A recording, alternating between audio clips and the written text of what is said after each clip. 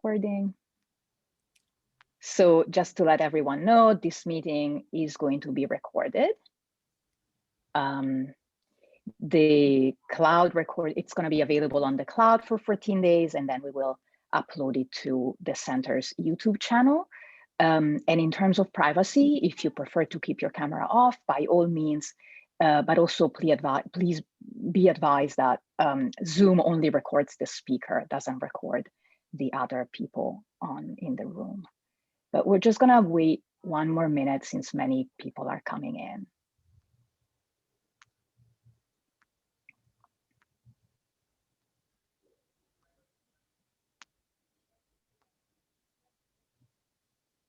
See some familiar faces and names.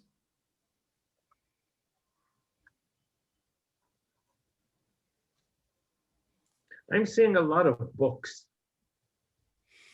I realize, Yes, I am seeing lovely so many people. bookshelves. Get to see their bookshelves. Very reassuring. It's a Jewish disease.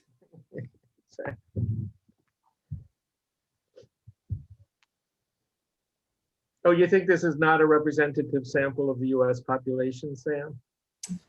Well, we'd have to look closer at what the books are, but I would say no. Just get something, I'll be right back.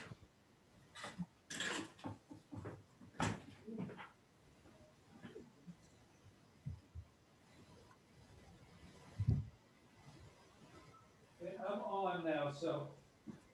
I'm saying hello, and then I'm going to put my video off, turn my video off. Hello.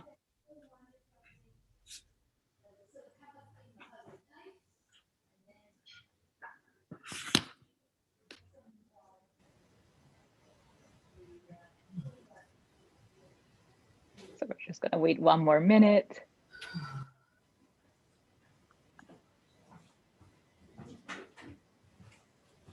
Hi, Shirley Rance. Excellent. Nice to see you. Okay, why don't we get started? It's already 3 minutes past 1, 3 minutes past 8 in Israel. So it's a good time to get started. Good afternoon and good evening to our friends in Europe and Israel. My name is Francesca Bregoli, and I'm the director of the Center for Jewish Studies at the Cuny Graduate Center. I'm delighted to welcome you all to our first public event of the spring semester.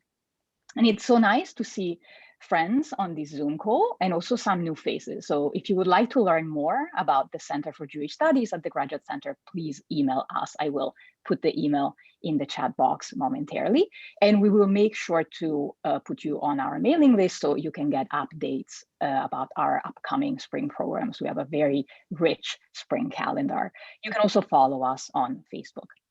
Today's program will feature a conversation between professors Jonathan Boyarin and Samuel Heilman about Jonathan's most recent book, Yeshiva Days, Learning on the Lower East Side, published by Princeton University Press. I want to alert you to a 30% discount, which is currently offered on the book. And again, I'll put the code in just a few moments in the chat box. So just some information about the format. We are going to start with an introduction by Professor Boyarin, who's also going to read a few pages from his new book. And this is going to be followed by a conversation between him and Sam Heilman. Towards the end of the program, there will also be an opportunity for questions from all of you. If you have a question, this is a fairly sizable audience, so please type question in the chat box, and I'll make sure to unmute you in the order that I received so you can ask your question. This event is being recorded. It's going to be uploaded to the center's YouTube channel later. And for this reason, I want to invite you to keep your microphones muted, and please feel free to turn your camera off if you have any concerns about privacy. So it's such a pleasure to host what promises to be a really fascinating conversation between two of the most prominent scholars of contemporary Judaism today. Let me introduce them. Jonathan Boyarin is the Diane and Thomas Mann Professor of Modern Jewish Studies at Cornell University, an anthropologist by training. His work centers on Jewish communities and on the dynamics of Jewish culture, memory, and identity, with comparative research on diaspora, the politics of time and space, and the ethnography of reading. He is also an Yiddish translator. Professor Boyarin's books include Jewish Families, Mornings at the Stanton Street Shul, A Summer on the Lower East Side, The Unconverted Self, Jews, Indians, and the Identity of Christian Europe, Time and Human Language Now, as well as Jewishness and the Human Dimension, and of course, the recent Yeshiva Days. Samuel Heilman is Emeritus Distinguished Professor of Sociology at Queens College, Cuny, and the Graduate Center, where he also held the Harold Proshansky Chair in Jewish Studies. He's the author of 15 books, most recently, Who Will Lead Us? The Story of 5 Hasidic Dynasties in America, and The Rebbe, The Life and Afterlife of Menachem Mendel Schneerson, co-authored with Menachem Friedman. Professor Heilman is a 3-time winner of the National Jewish Book Award and was awarded the Marshall Sklar Lifetime Achievement Award, as well as 4 distinguished faculty awards at the City University of New York. And since his retirement, he and his family have resided in Jerusalem. So this is a really nice occasion to bring him back into the CUNY orbit for a couple of hours. And now, without further ado, Jonathan, the floor is yours. I'm just going to read a couple of pages, couple short passages from the introduction to the book. I am very much in this book. It is a set of reminiscences and anecdotes, so I couldn't really summarize it in 5 minutes if I tried. So here's a diary entry. December 25th, 2011. Every Sunday morning at 10:15, the Rosh Yeshiva conducts a shiur in Mishnah Brura, the commentary and compendium of the 19th century rabbinic authority known as the Chofetz Chaim, covering the laws of everyday Sabbath and holiday practice. Unlike the Talmud shiur held in the library upstairs, this one meets in the cafeteria downstairs. About 15 men were waiting for the Rosh Yeshiva and stood as he entered the cafeteria. I stopped him briefly as he approached the table to introduce myself, and then turned around and realized, to my embarrassment, that I had made everyone else stand longer than they would have had I just allowed the Rosh Yeshiva to proceed to his place. Rabbi Simcha Goldman, my first teacher at the yeshiva, had told me to introduce myself, but I suppose I could have picked a more opportune moment.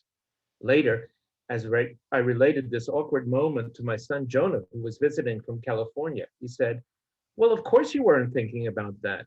How many situations are you in these days where people routinely stand up as a sign of respect when a certain individual enters the room?"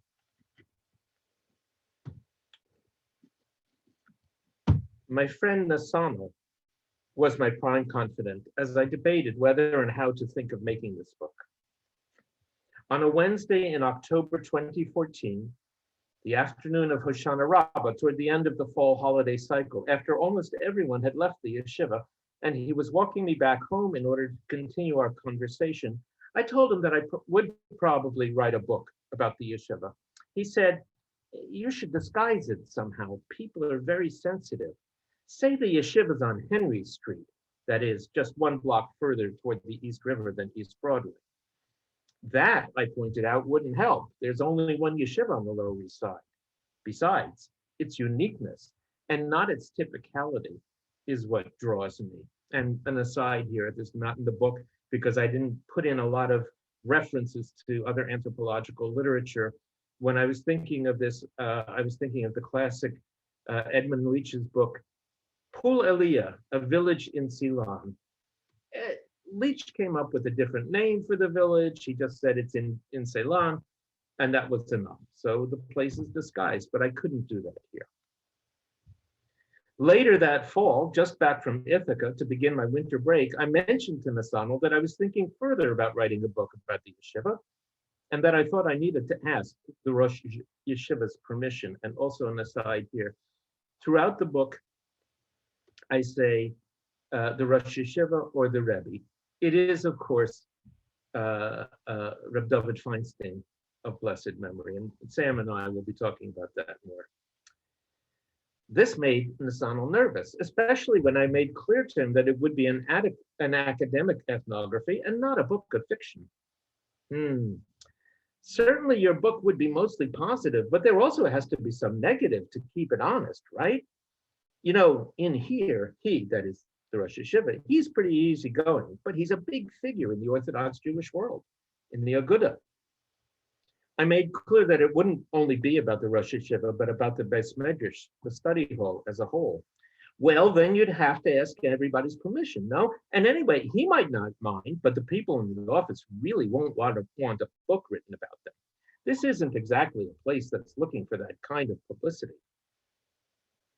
I joked that I wanted Nasano to ask for me, and he was relieved a bit later when I realized I wasn't actually asking him to. He still seemed to think it was risky. Well, you're being extremely high-minded about this. Whatever he says to you, he'll be smiling. But what if he says no? I replied that I'd be disappointed, but I wouldn't write the book.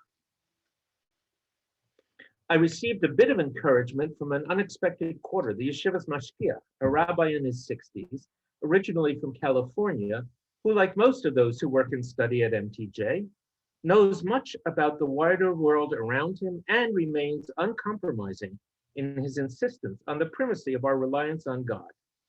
In the traditional Lithuanian-style yeshiva, the mashgiach's role is very similar to that of dean of students. He supervises the course of study, makes sure students are being diligent, and tests them if and when they're ready to receive rabbinical ordination. He also attends to the shaping of their moral sensibilities.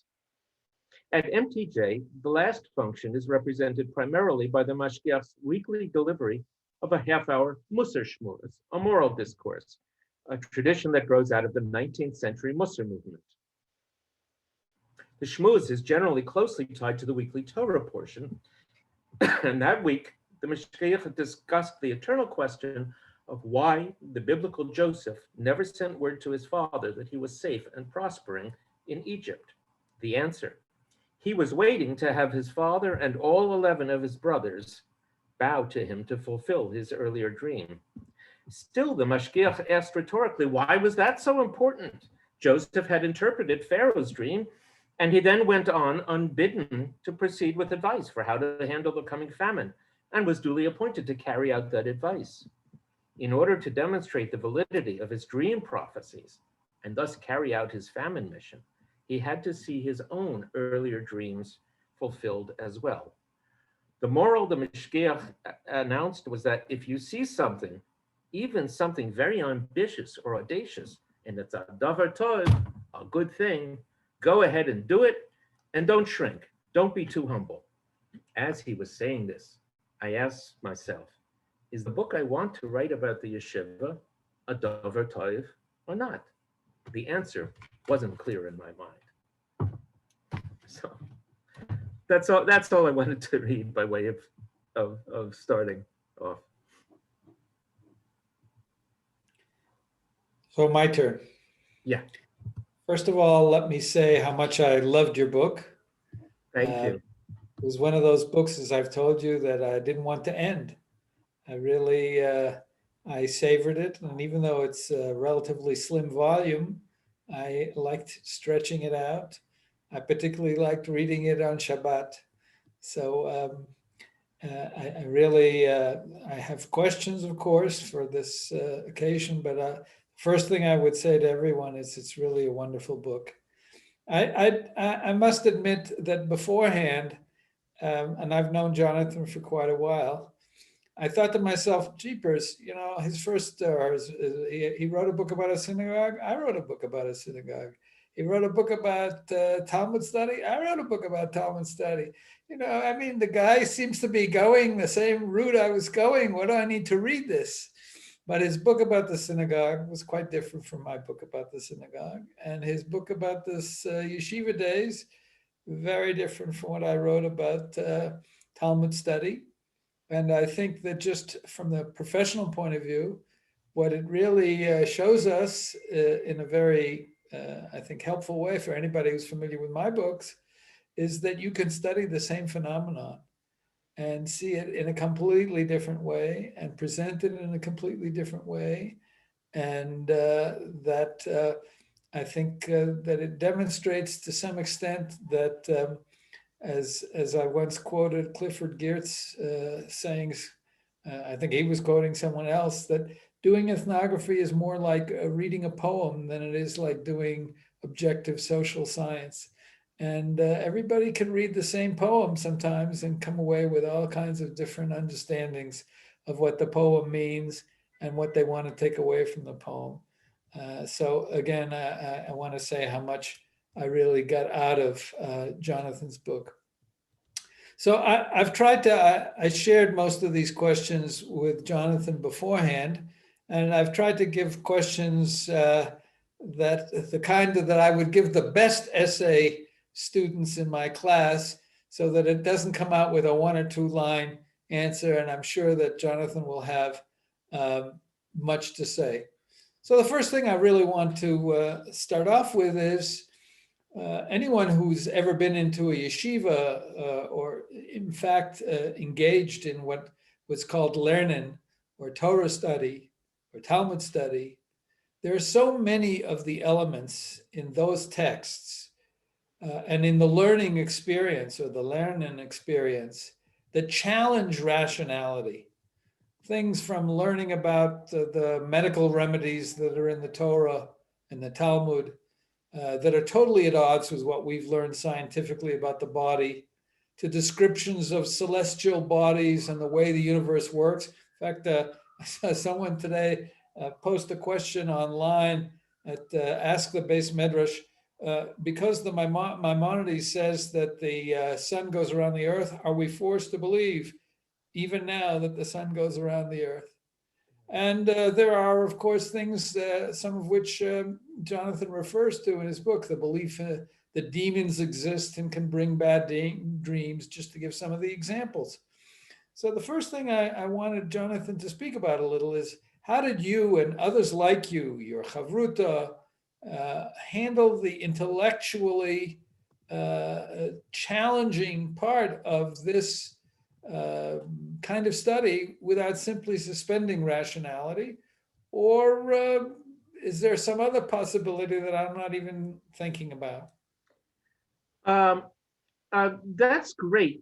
You know, I think there are places in what I'll call the Orthodox Jewish world today where the kind of dilemma that you're referring to is much more acute than it seemed to be at MTJ in my years there, in my context there. The people I was speaking to, I wasn't really in dialogue with absolutely everybody. I think it's safe to say, Sam, that nobody at MTJ thinks the sun revolves around the earth, or feels compelled to profess that. On the other hand, I didn't hear this directly, but one of my friends, one of my confidants, one of my study partners, somebody who's fairly prominent in this book, told me that he had heard the Rosh Yeshiva insist, and I don't know what the context was, that the universe really was created less than 6,000 years ago. And as much as he revered and reveres the memory and legacy of the Rosh Yeshiva, this friend of mine was troubled by that. He didn't want the Rosh Yeshiva to have to insist on that. This is an area of tension. I think oddly though, it's an area of tension more vis-a-vis perceived threats to the integrity of the community from the secular world, from secular science, than out of a sense that everything that is recorded in the Talmud has to be taken as gospel truth, so to speak. When I first joined this year, one of the first, we were studying a few folios in Tractate Gittin, which deal with, I think it's safe to say, rabbinic folk remedies. And we did them for a few days. And when we finished that passage, the Rosh Yeshiva closed the Gemara and said, "Congratulations, you're all EMTs now."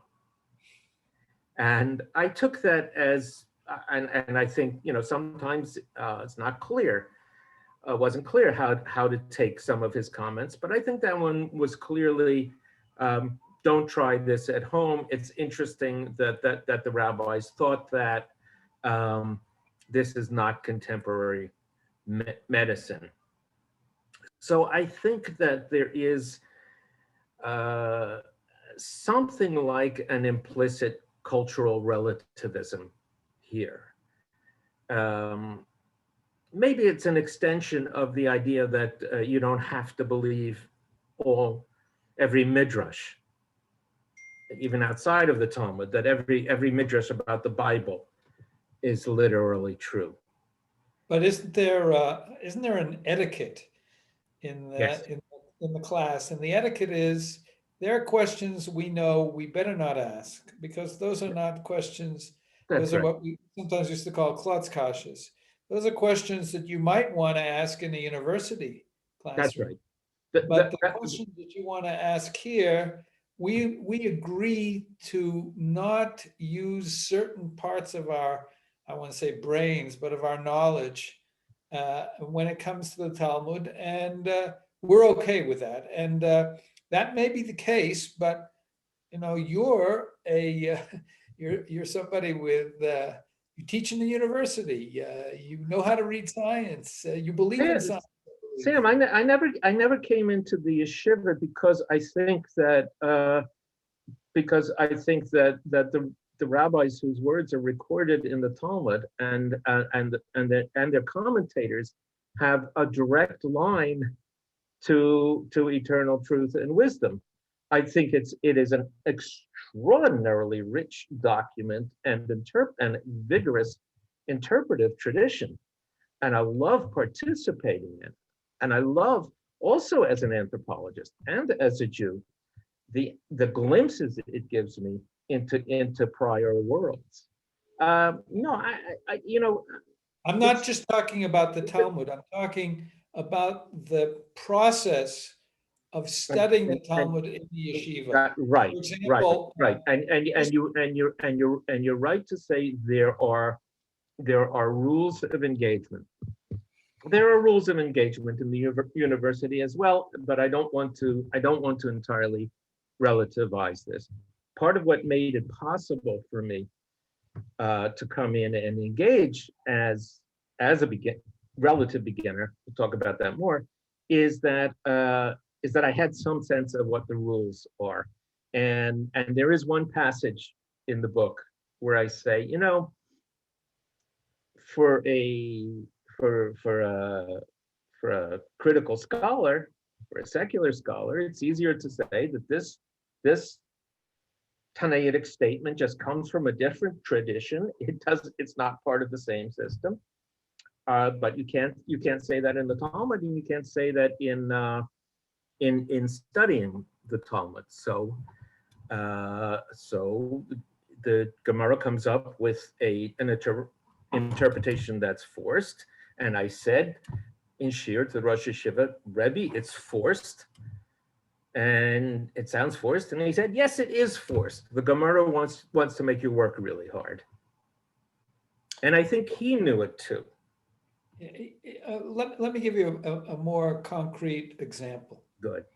In the yeshiva, very often the best question you can ask when you're studying Talmud is a question that's already been asked by the Tosfot, by Rashi, by the Rishonim, by the Achronim.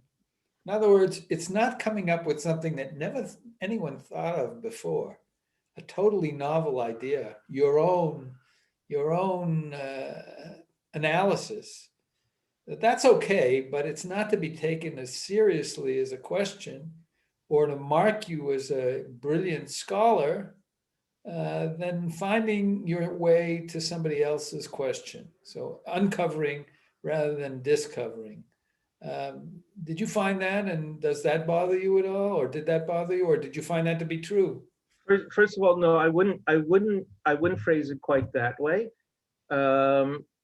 I would say there's tremendous value in an appreciation for a genuinely new question, but you got to be really careful, because if somebody, especially somebody as prominent as Tosfos or the Maharshal, already asked that question 800 years ago, and you pose it as your own, then you're going to get in trouble. It's actually hard to come up with a good question that hasn't been asked before, but you really got to do your homework first. I'll tell you something else, Sam. I want to tell you something else, actually. I don't know if this is unique to the way the Rosh Yeshiva learned or to MTJ, but in his shir, we would always go through the Gemara first without any of the commentaries. Try to learn a sugya on our own, see how much sense we can make of it, and only then bring in even the primary commentaries. And So what's the purpose of that? To show you how brilliant they are? No. To say that in the first instance, it is on us to try to read ourselves. Something like that. All right, so my next question is sort of a development of this, but in a somewhat different way. To what extent would you say that your relationship to Judaism was affected by the anthropological and ethnographic experience of the research, and vice versa?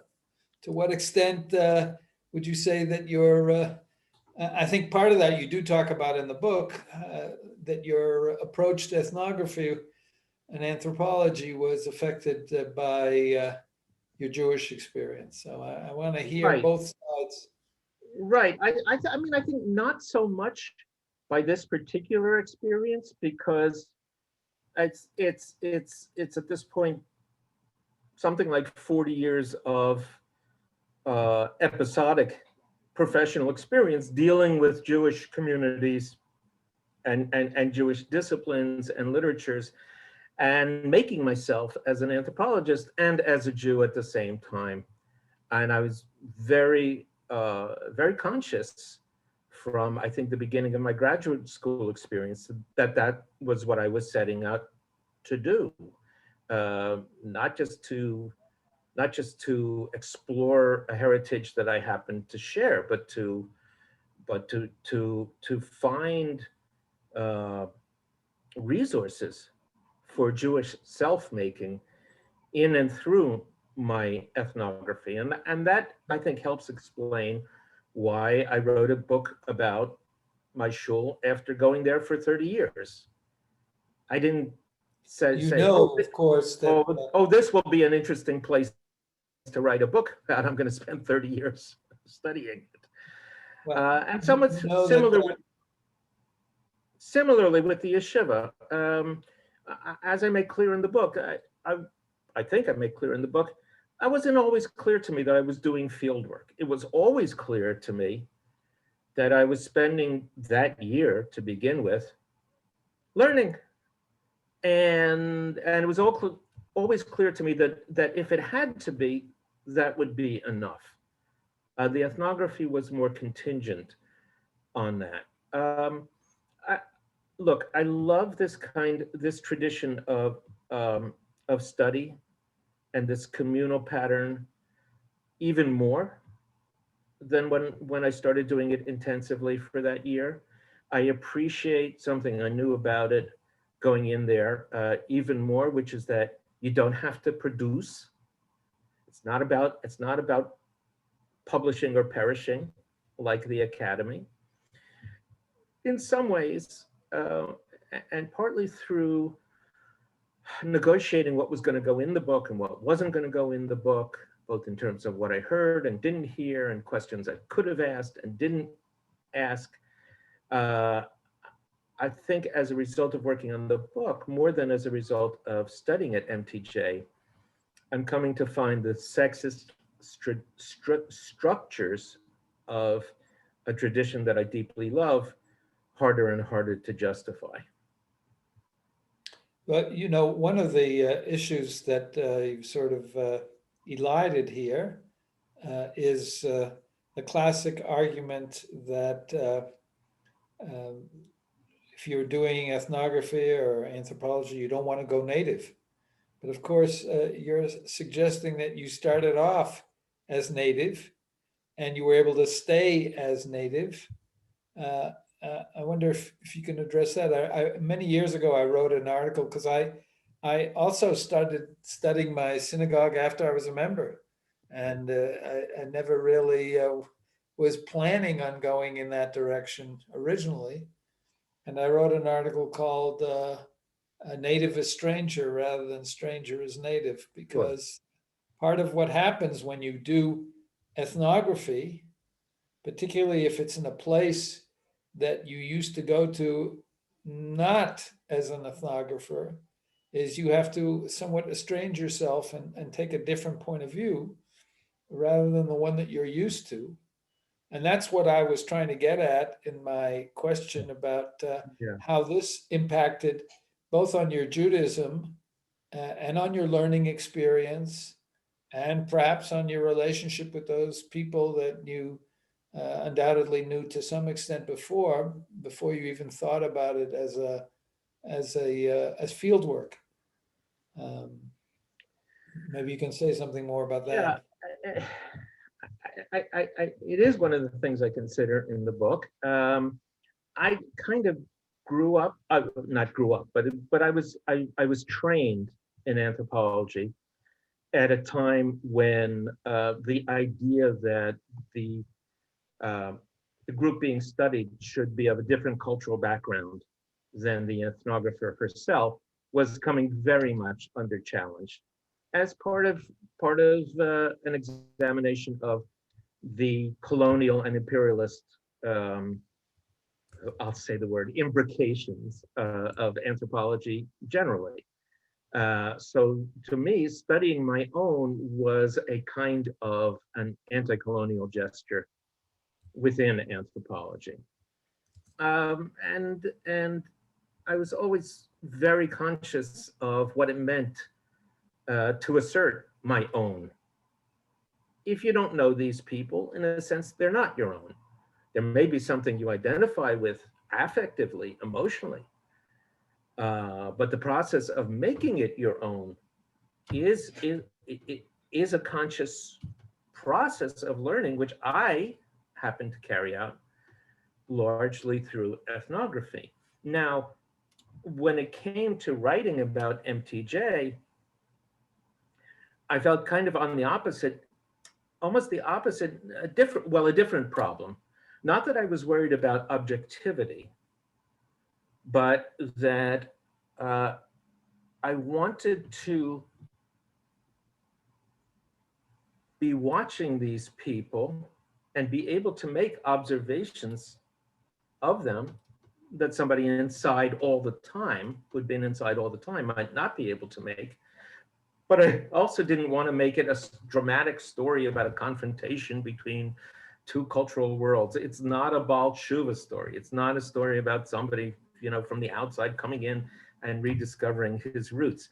On the contrary, what I emphasized, and maybe I overemphasized, maybe I exaggerated it too much, is the extent to which I wasn't in a different world than the people I was studying with. I kind of knew the rules for study. They kind of knew that I wasn't a typical guy there.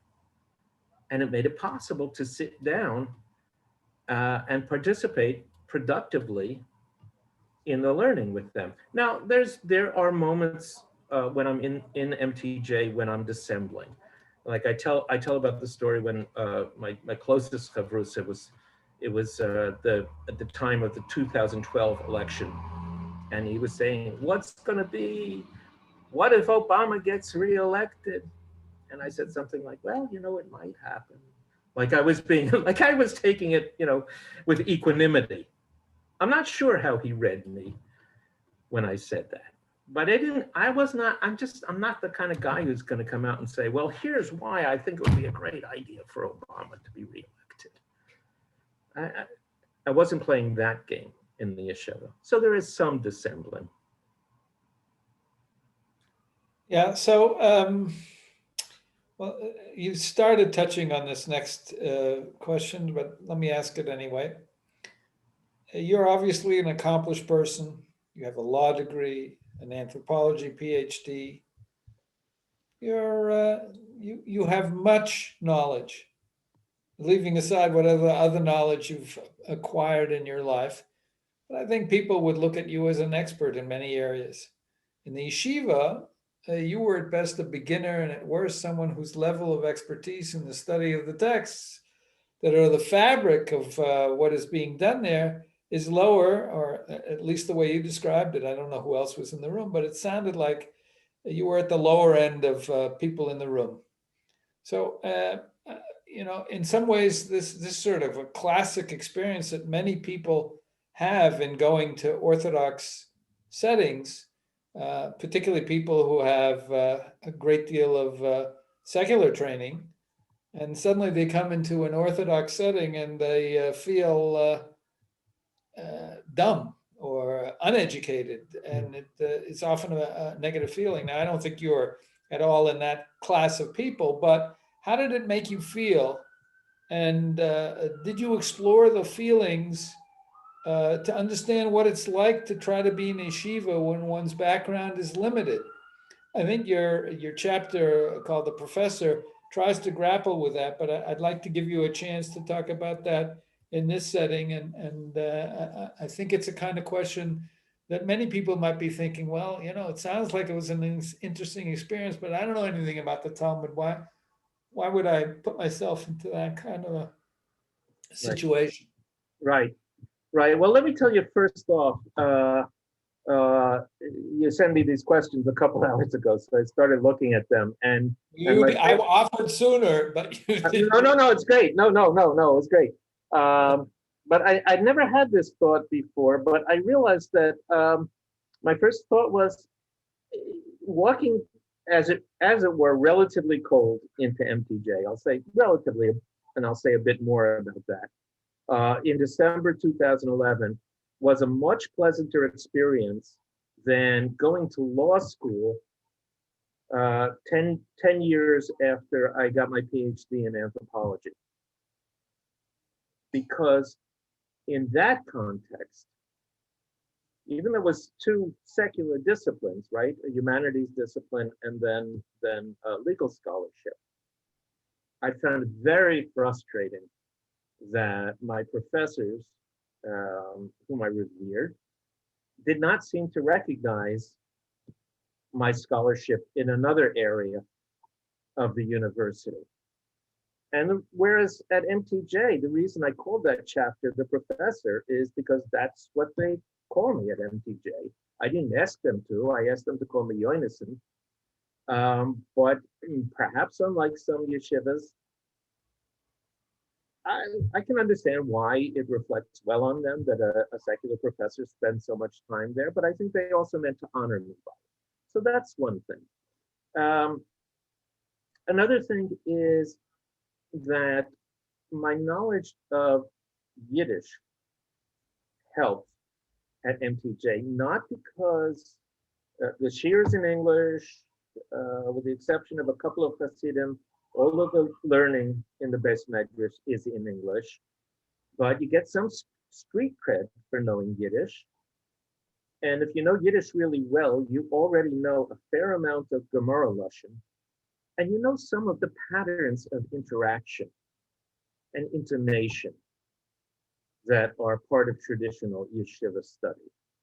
So I kind of felt like I was coming in more at intermediate level.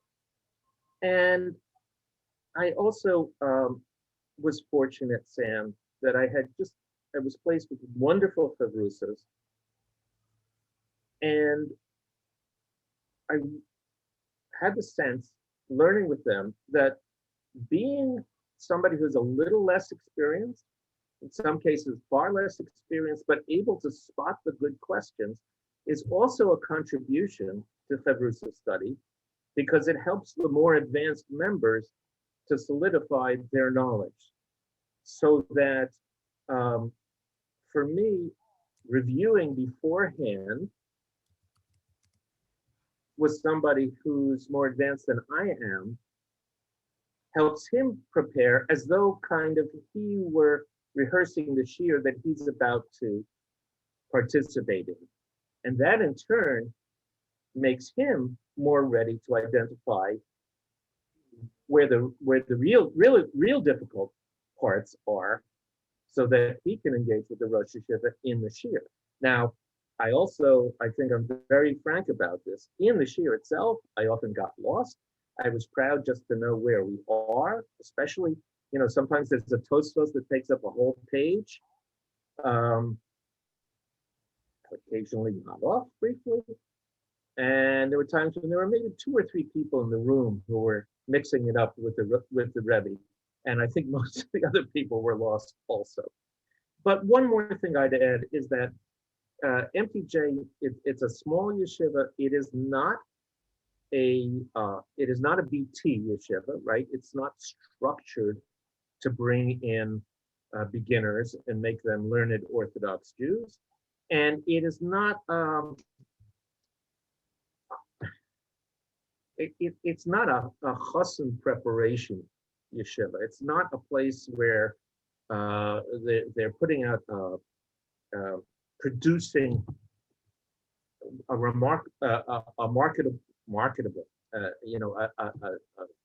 a markable brand of young men who are certified Orthodox and of good character and learned out there for the wedding market. It's more of a neighborhood yeshiva, neighborhood-based medrash.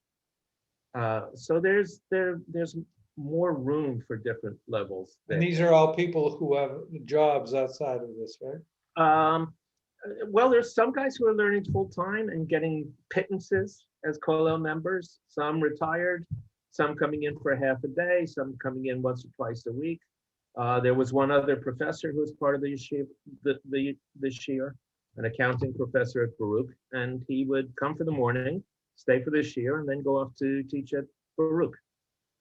What do you say to people that say that these yeshivas are just old men's clubs and no women? Does that? Well, they are men's clubs. Yes. So can you talk a little bit about the men's club? The part of just getting together with the boys over a blot of Gemara. That's nice. I mean, I enjoy. It's nice in the sense that I admit to enjoying doing it. I frankly don't have a personal vision of how the kind of thing I enjoy works in a mixed gender setting. I do not accept the limitation of access to this kind of study to males. I think it's wonderful that it is less and less exclusively limited to males. I am all in favor of a place like Machon Hadar on the Upper West Side, where study is done at a very high and intensive level without gender discrimination. And I guess I'd like to understand better how the maintenance of these gender hierarchies and separate and not equal became such a central tenet of orthodoxy. And I suspect that one place to start looking would be the moment when Reb Moshe Feinstein basically said that that Orthodox Jews and conservative Jews were 2 separate things, and never the twain shall meet. So you don't think a woman could have walked in there and participated under any circumstances? She could come to a bar mitzvah, maybe. Then they set up a mechitza for certain occasions, but no, not to come into MTJ and sit and join learning. Yeah. Well, let's move from there to a question that's somewhat related. Can you talk about the implicit prejudices against non-Jews and non-Orthodox Jews that seem to be just below the surface and sometimes explicit in the yeshiva? I Not can't. necessarily so much in your yeshiva, but in general. Um, But they're in the text too, and they come up Yeah. all the time. Yeah. There's more than is in the text. I can't really talk about what's implicit. There are things one can sense and not really talk about. There are moments that even though I said I'm cagey by nature in a situation like this, where I really had to bite my tongue, and I heard some things that I consider horrendously racist within the yeshiva. And I associated with a couple of people, and at least one regular study partner who declared himself, who said, and I think he was serious, we're not racists here, because I think that he thinks that racism is not properly part of Judaism, not properly part of Orthodox Judaism, but not a liberal either. So I've heard a range of things. What troubled me most, frankly, Sam, is the what did I say? Trumpo-normativity of casual discourse in the yeshiva over the last few years. The assumption that this kind of secular politics just naturally goes along with Orthodox Judaism. And how do you explain it emerging? Did it emerge in the yeshiva as well? Yes. How do you explain that? Sam, I think that's something that a lot of us have been trying to wrap our heads around, especially in the past year or two. My best stab at, and I think Josh Shanes was here, I don't know if he still is, this is something Josh thinks about a lot. My best stab at understanding it was the suggestion that this is a kind of acceptable assimilation, that this is actually a comfortable way of asserting oneself as American without any perceived threats to the integrity of the Orthodox community. But it comes in also in the context of long decades of what we call racial tensions in the inner city in the mid-1960s. That's part of the background. Increased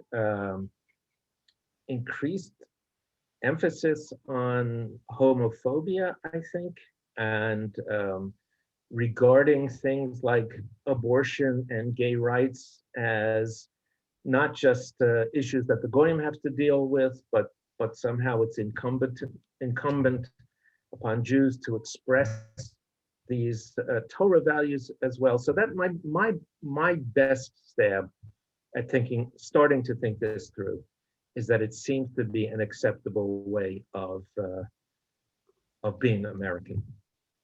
But it's so at odds with the values of so many of the things that you give us to understand these people believe. I mean, these people sound like fine people. And then you tell me that they can identify with and share a point of view of someone who at least if you've been following the impeachment hearings, is anything but.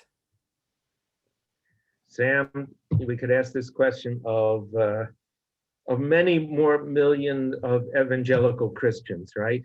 Yes, but I want to talk about the yeshiva, because I may not have those expectations of evangelicals. I've studied evangelicals and I have a completely different view of them. The question is, these are fine people who are talking about important things and dedicating their lives to behavior that you found useful to look at, and I think from everything I read, enhanced your sense of what it means to be a Jew, at least in this yeshiva. And now you tell us, but nevertheless, this is the way they want to be American. I think that's a little, yeah, Ehrliche Yidden, as someone said. Yes, these are Ehrliche Yidden. How do Ehrliche Yidden identify? Do they think that Trump represents what it is to be American? I mean, I have a hard time with that.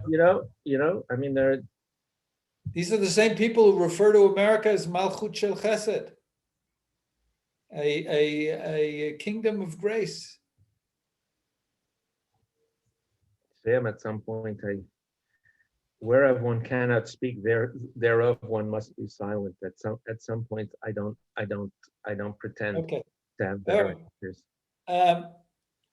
Maybe can you talk about your relationship to and obvious respect for the Rosh Yeshiva, the late David Feinstein, whose father was, of course, the famous Moshe Feinstein, the founder of the yeshiva. That relationship is quite interesting. Can you tell us a little bit more about it? I'll tell you, Sam, that one of the questions that was in my mind, to the extent I was thinking, oh, okay, this is an ethnographic project when I walked in there, but that I knew I really wanted to not address and not become the center of my ethnography, was the question: here's a man who is the son of a much more famous and revered father. And people are coming to him from all over the world with questions about Jewish law. What is the source of his authority? Is it because he is his father's son, or does he have the scholarship on his own that supports that authority? And I didn't want to deal with that question. And in some respects, I find it now an impertinent question. I am interested in the differences in personality. It's clear to me that my Rosh Yeshiva, Reb Dovid Zatzal, was somebody who did not want the public role that his father had. For example, it's clear that while he was always available to answer questions and spent a lot of time doing that, he was not eager to issue written rulings. It was said that he was reluctant to do so because he was always answering in a particular case and didn't want any written rulings to be precedents in cases where he might have ruled differently. But it's a different kind of personality. After he passed away last fall, people spoke so much of his humility. Someone at YU quoted Reb Hershel Schachter as having said that Reb Dovid's humility was mugzam, that was exaggerated. This is also reflected in his teaching style in the shir. It's a straight Gemara shir with Rashi and Tosfos. He wasn't coming in to show us how a Feinstein learns, or to show how well he knew all of the secondary sources. I remained kind of in awe of him, and the only substantial conversation that I ever had with him directly was when I went in to ask him for permission to write the book, and he said, why not?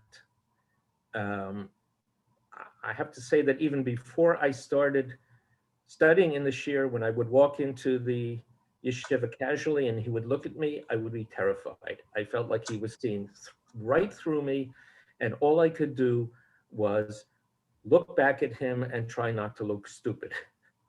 So I had the sense that he was taking in a lot when he just looked around himself.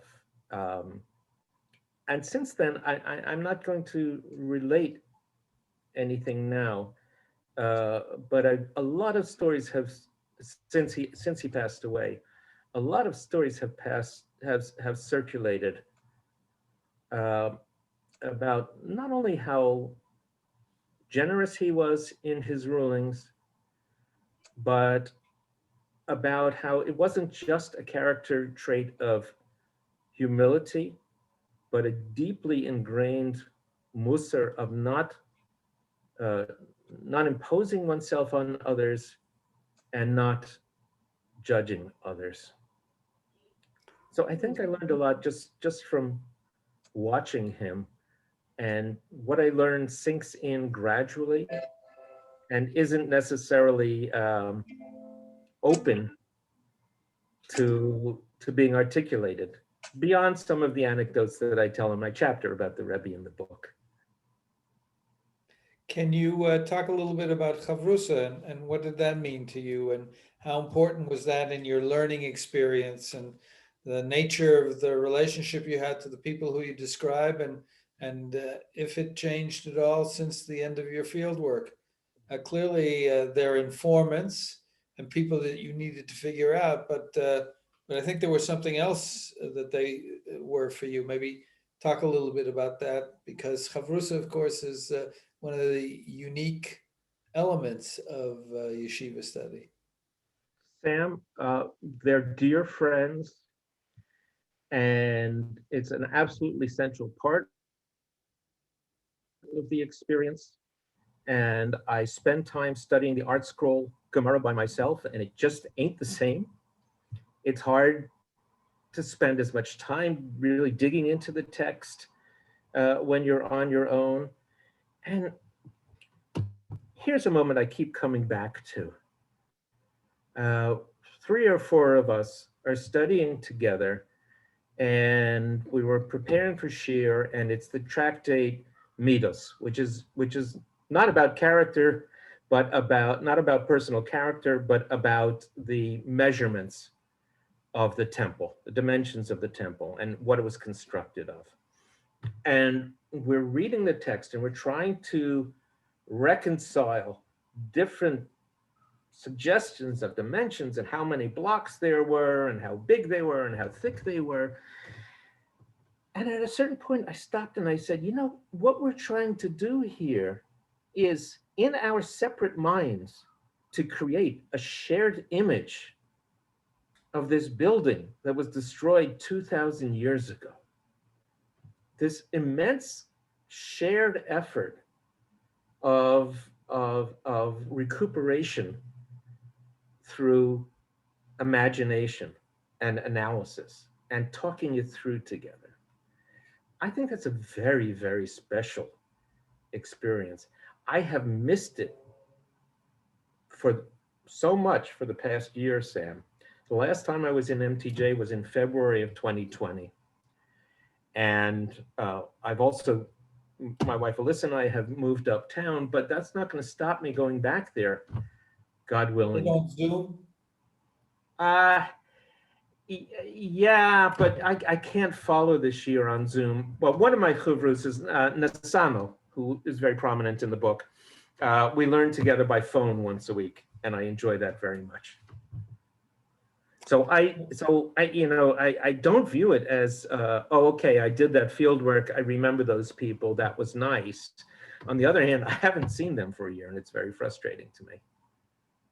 So my last question before we open it up to the assembled here is, what do you want people to take away from reading this book? I'm going to answer that very briefly, I think, with just 2 quick points, because overall, I want people to understand, to have a sense of what this place is like and why I love it and why I think it's special. But that's not a particularly interesting answer. So one point I would make is that there is tradition and there's traditionalism. Tradition is a process. Traditionalism is an ideology. Both are at work, probably within every community, every formation that we call Orthodox or Haredi. but there are different mixes. And in some ways, while MTJ is under tremendous traditionalist pressure, tradition seems, as a process, seems to be alive in it and contingent in it in a way that might be fairly unusual within that world. And the other thing, it's related, you know, I got onto a Facebook discussion thread after a post by a very well-respected colleague, where somebody whom I don't know said, and this was just yesterday, I think, well, the Orthodox have always been Trumpists, even before Trump. I don't get righteously angry, probably not even as often as I should to be a good person. But that got me righteously angry. And I said, I think that's a horrendous thing to say. And the reason I said that was because sometimes I hear people saying the Orthodox. The Orthodox don't vaccinate, right? The Orthodox this, the Orthodox that. And it sounds to me like they're saying the Jews or the Arabs. So I would like, especially people who might have had a more monolithic notion of the Orthodox beforehand, to come away at least with some sense that there are lots of nuances within what we call that world.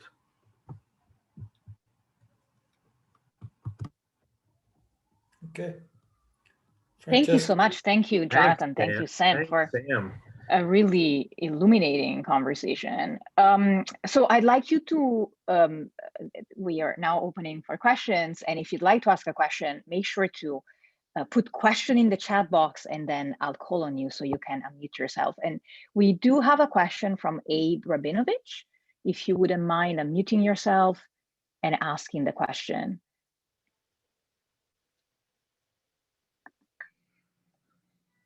Hi, thank you, professors. Can you hear me? Yes. How you doing? First of all, I wanted to know more. What was the calculative decision to study and versus going to Adar or a more open-minded place? And also, I have a maybe it's more a critique about the name Yeshiva Days. Sounds like presenting how yeshiva looks like. It feels more the way it was written, that it's more outsider. You want it to remain the outsider and projecting. Is that an accurate perception? Well, first of all, why MTJ? First of all, I had a connection. I had been there in the early 80s for a couple of years. But the main answer, Abe, is that I lived on the Lower East Side. Right. And I lived on the Lower East Side partly because there were still traces of a kind of Yiddishkeit that I was comfortable with, right? So it's not entirely accidental. I never saw myself, frankly, as somebody who would be comfortable living on the Upper West Side. On the other hand, if there had been a Hadar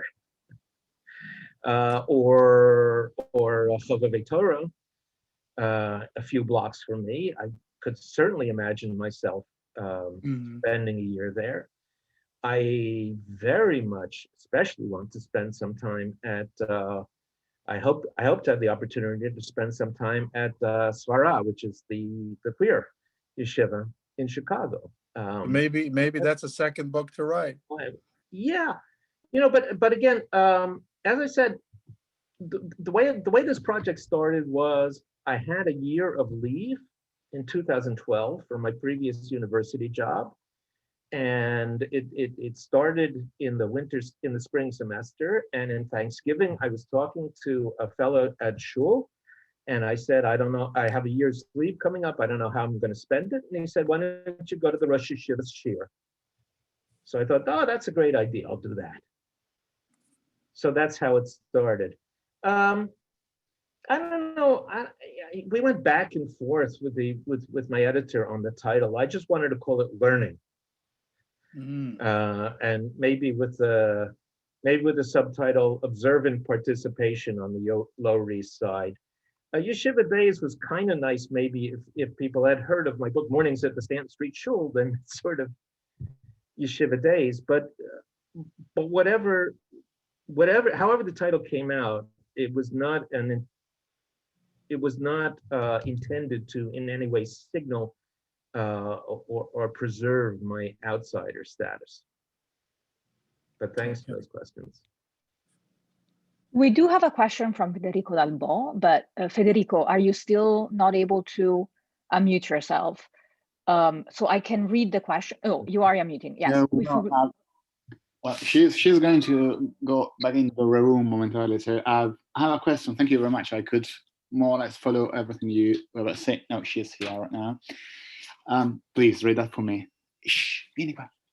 I will read the question for you. So I liked your remarks, and it's also in the chat if you want to follow along. I liked your remarks on studying the dimensions of the temple.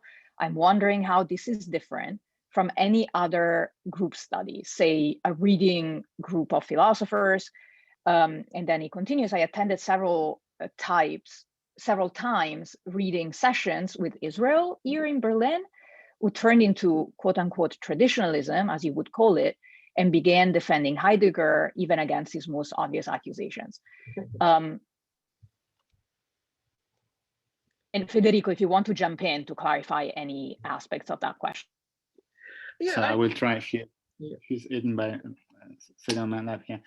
Yes, I was curious about your idea that the difference between being traditional and traditionalism, and in this case, I was curious if it's not something that affects everybody who's studying with other people in a group.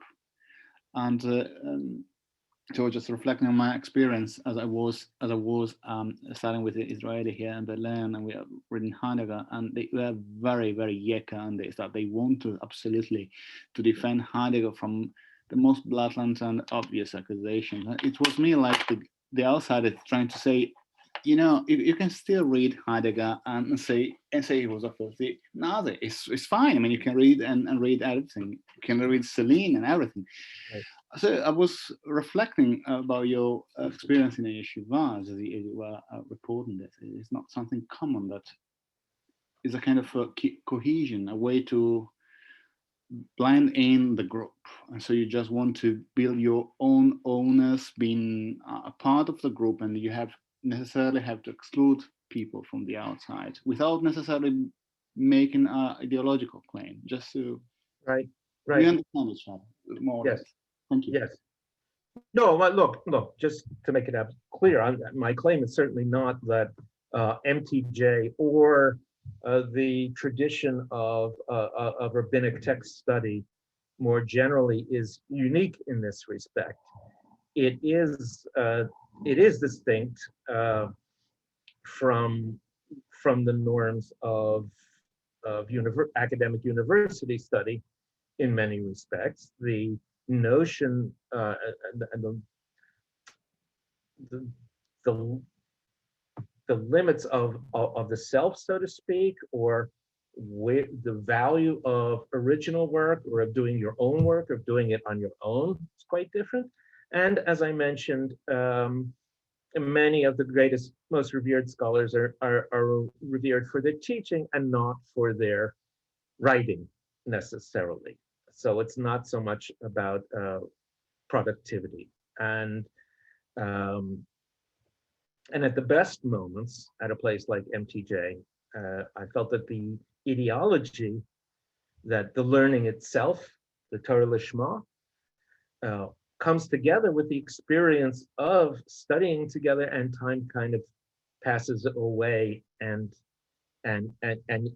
you are totally caught up in that world of dialogue, and you're not lonely anymore. But I appreciate very much, Federico, what you said about Heidegger, and there are certain certain rules of engagement in any situation of group study. That's what I call the ethnography of reading. There is a question from Diana Koshenik. Would you like to unmute yourself? I wondered what MTJ stands for. I'm not familiar with it. Oh, okay. That's a great question. It's Mesivtha, which is a fancy word for yeshiva. And I actually confess, Sam probably knows technically what a Mesivtha is better than I do, or other people here. Tifereth Jerusalem, Tifereth Jerusalem, which means the glory of Jerusalem. Mesivtha comes from the word mesve, which is usually the marking for the Mishnah in the Talmud. So right. There was a place where Aramaic. Right. A place for your question. Thank you. Probably also related to, it's also related to sitting, no? So it's yeshiva, but in Aramaic. It's yeshiva in Aramaic, in Aramaic. Yeah, yeah. There's a question from Elisa Sampson. I also want to book my place in the line for a question. Okay. This question is for Sam, since I truthfully have the pleasure of debating MTJ. I was wondering if you could just ask Jonathan in the other room. No, I have the pleasure of debating MTJ every day with Jonathan. So, and like him, I've lived in the Lower East Side most of my life. I'm going to start with an observation about basically the Hespedim, Rabbi Feinstein, and also the Levaya outside of MTJ, which is that the crowd that showed up was not a neighborhood crowd. It was very much a Brooklyn and Muncie crowd. Though occasionally on the actual bima outside, meaning it was a scaffolding that was erected for people to be able to stand up and talk. You recognize the people from the yeshiva and from the neighborhood, and the family. But having said that, the crowd was basically young men, and almost uniformly unmasked. And so you asked a question, and it seems to me a very broad question about an alignment of a type of Haredi orthodoxy with a type of politics, in this case, Trumpism. Well, we also know that's a broader sort of constellation, and how Haredi life has shifted in the last 2 decades, whether in Israel or in Brooklyn or Muncie, or in Manchester for that matter. And so my question to you is really, if we're going to hear a language back from that community, from people from Aguda, for instance, say Hakaras Hatov, in discussing Trump, what do you see as the broader ramifications of that alignment and its ideologies, which, as Jonathan has indicated, have perhaps much to do with traditionalism? Yeah, well, it's clearly an important question, and goes far beyond, I think, the parameters of Jonathan's book and what we were going to talk about today. But I will say that Jonathan mentioned Jonathan Shane's. He and I and a number of other people are on a working group trying to deal with the implications and the explanations for this phenomenon. And just in a telegraphic way, some of the answers that we're coming up with is that part of it is a changing structure of authority in the Haredi world. The authority used to be top down from the rabbis to the students, but several things have happened in the last number of years that have sort of transformed. And in many ways, this is what the Americanism, if you will, of what's happened to the Haredi world. You know, in America, the young are always more powerful than the old. And authority, as we know, in immigrant communities, very often the children do better than the parents. Well, I think what's happened in the Haredi world is between the internet, the pandemic, which has really put them on their own resources long ago, and all the WhatsApp groups and the variety of ways that they have for interacting with one another and having this sense of being something more than just local. And of course, their resentment, I think that Jonathan was referring to, their resentment towards liberal Jewry in, as they would say in Gemara, tarte mashma, having the double sense of what they mean by liberalism.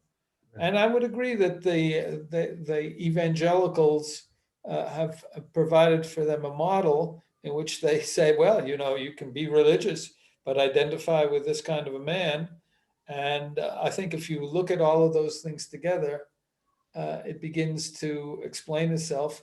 And finally, ironically, it's part of their misunderstanding of science. You know, that started, many of them, as anti-vaxxers. And we know that anti-vaxxers they've been adopted by right-wing political movements.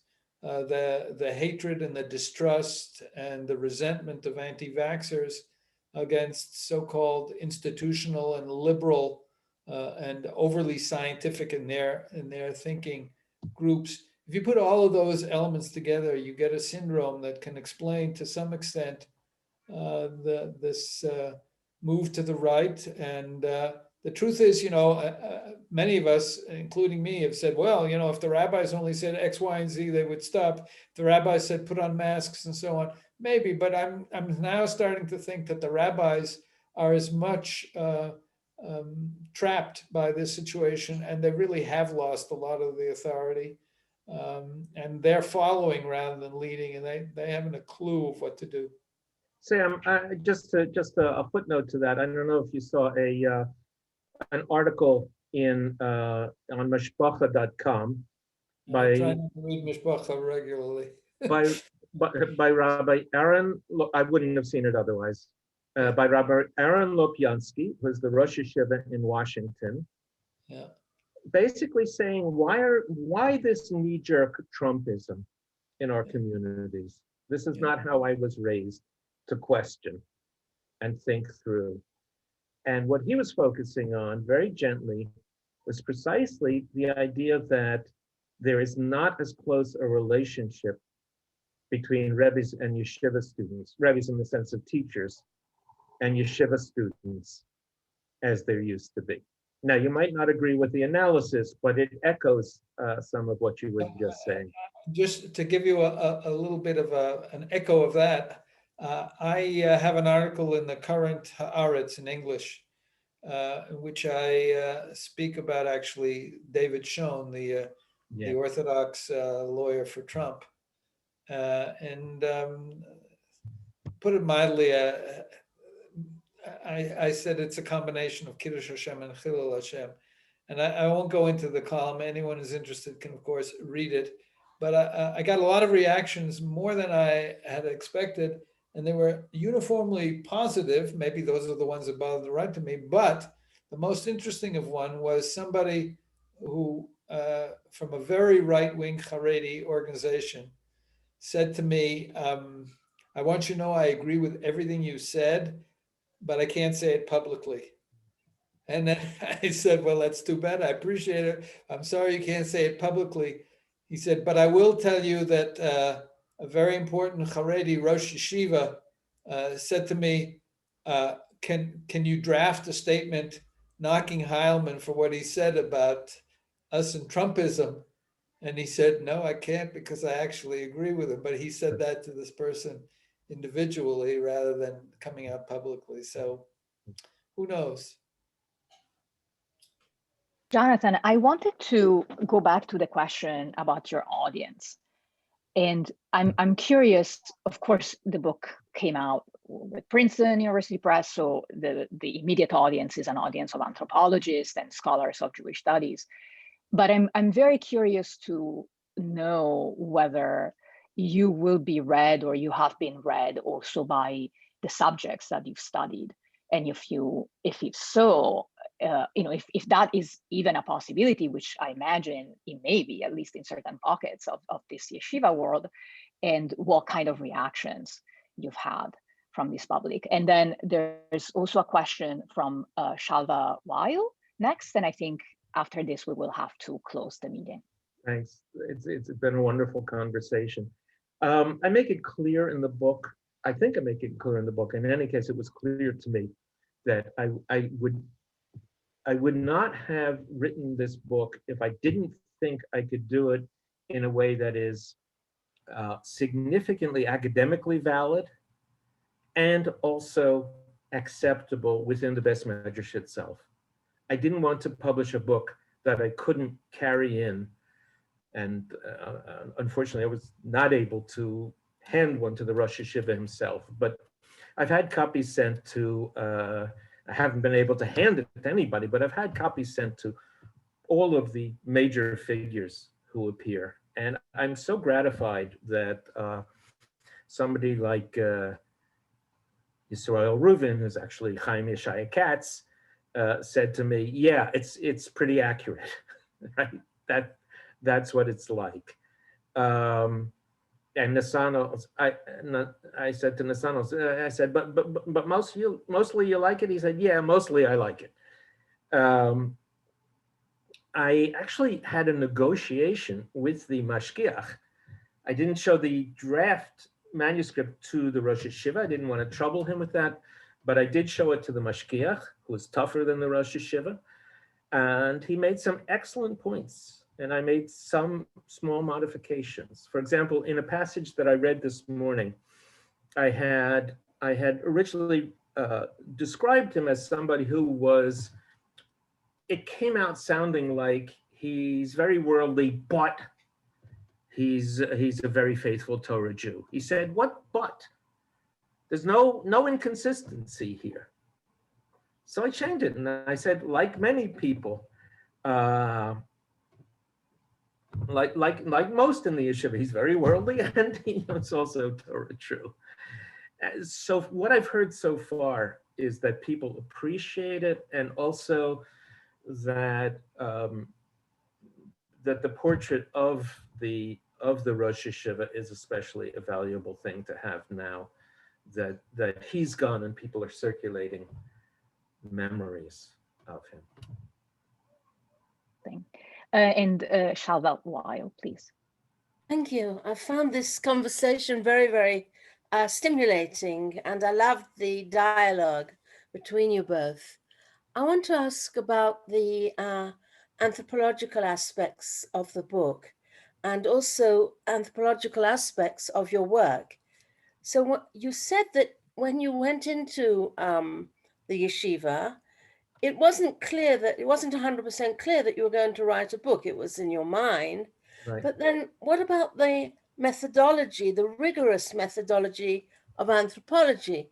Did you keep a diary from day one, or did you suddenly start writing once you got the okay? And if so, how does it make it different from a sophisticated Haaretz or journalistic or Times, New York Times piece? And then this leads me to ask, what theoretical conclusions can you draw from anthropology at home? It's called anthropology at home, studying yourself, studying your own environment, or auto-anthropology, if you want.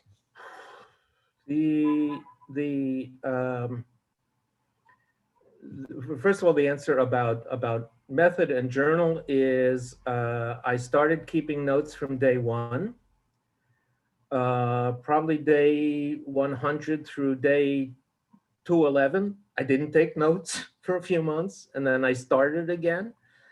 And there were days when I came in with a notebook and intending to continue the journal, and nothing nothing seemed to happen that was worth recording. Eventually there's enough. I'm not really invested at this, maybe at this point in my career. I have the luxury of not being invested in worrying too much about what distinguishes this from a sophisticated New Yorker article. Shalva, when I was a graduate student, the best ethnography, as far as I was concerned, the best ethnography of immigrants to Europe, which was a subject that I was about to study in the 1970s, the best ethnography available was Jane Kramer's book, Unsettling Europe, which was a set of four long portraits of migrant families. That is the kind of anthropologist I am. But she's a New Yorker writer, right? Yes, yeah, those were in the New Yorker. She wrote the letter from Europe.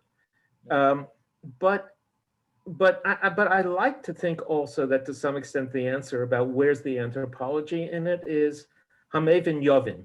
That someone who is interested in questions of the ethnography of reading or the relationship between secularism and religion or the boundaries of orthodoxy will find those concerns expressed here. It's just not in an explicit framework. And part of the reason for not putting that scholarly apparatus here was also that I wanted this to be a book that could be read in the yeshiva. What makes it of more general interest to anthropology? Well, the one place where I really kind of went explicit on that in the book, so to speak, is where I quote political theorist Wendy Brown on her critique of neoliberalism.